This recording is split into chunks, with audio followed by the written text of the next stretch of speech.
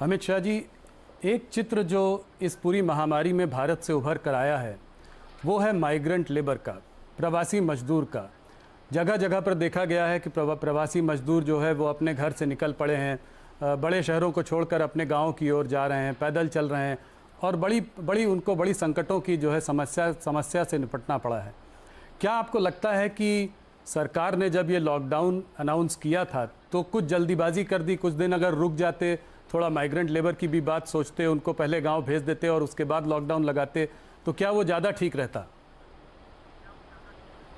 देखिए, ऐसा कहना उचित नहीं है।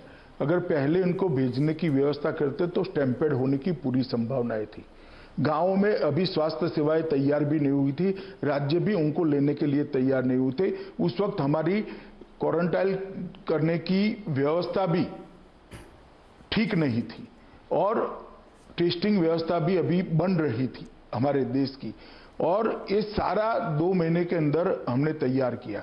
और मैं जहां तक प्रवासी मजदूरों का सवाल है आपको कहना चाहता हूं, जिस दिन से लॉकडाउन आया राज्य सरकारों ने कैंप लगाए हैं, उनकी भोजन की व्यवस्था करी है और केंद्र सरकार ने 11,000 करोड़ रुपया एसडीआरएफ फंड के तहत, एनडीआरएफ फंड के तहत राज्यों को दिया है, जिसके माध्यम से कलेक्टर एक कैंप लगाकर सभी प्रवासी मजदूरों को भोजन करा सकें।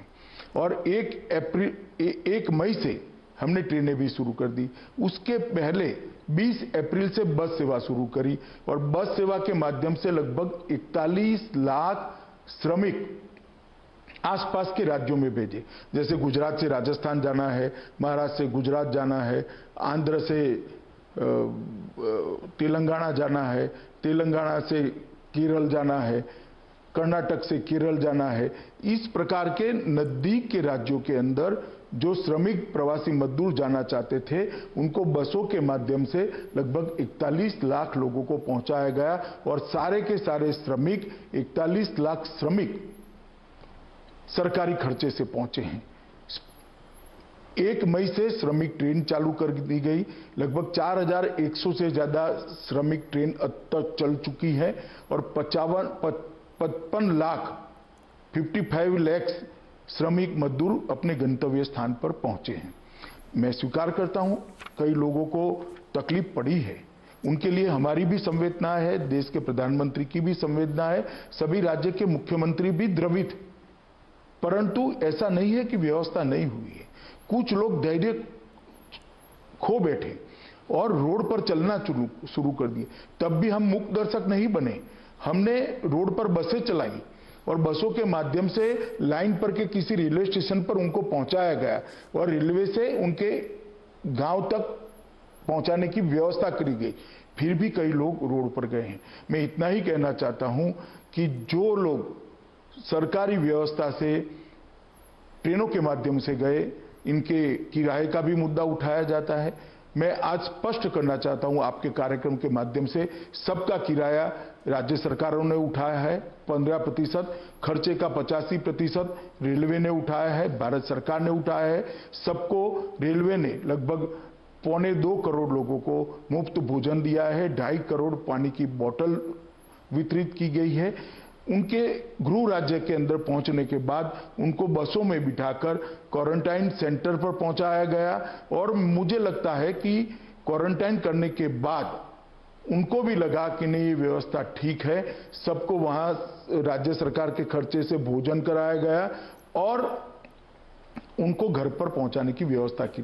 साथ में टिकट प्लस 500 रुपया, कोई राज्यों ने 2,000 रुपया, कोई राज्यों ने 1,000 रुपया, कुछ राज्यों ने, यूपी जैसे राज्य ने साथ में किट भी देने का काम किया और ये सारी योजना सुचारू रूप से चले, इसके लिए हमने बहुत प्रयास किए हैं और इसी का नतीजा है कि 1 करोड़ 10 लाख से ज्यादा प्रवासी मजदूर आज अपने अपने घर पर पहुंचे हैं और ढेर सारे लोगों ने अपना क्वारंटाइन पीरियड भी समाप्त कर घर पे परिवार के साथ रहना भी शुरू कर दिया है।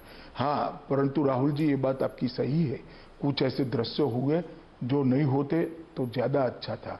कई राज्यों ने रिक्शाएं करी माइक वाली और उनकी बस्तियों में घुमाया कि कोई जल्दबाजी न करे, परंतु फिर भी कुछ लोग रोड पर निकल गए हैं और ऐसे दृश्य बने हैं। 5-6 दिन तक ये चला।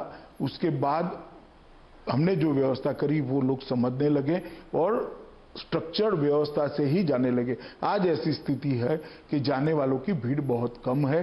धीरे धीरे ट्रेनें भी, आज तो शायद 70 या 80 ट्रेनों की ही डिमांड राज्यों से मिली है। आज भी केंद्र सरकार ट्रेन देने के लिए तैयार है, मगर अब ट्रेनों की डिमांड कम हुई है।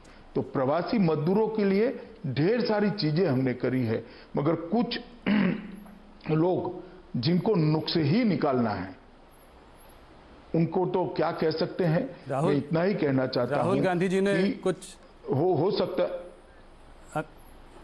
अमित शाह जी, राहुल गांधी जी ने कुछ बड़े इकोनॉमिस्ट से सलाह की है, बातचीत की है, रघुराम राजन जी से बातचीत की है।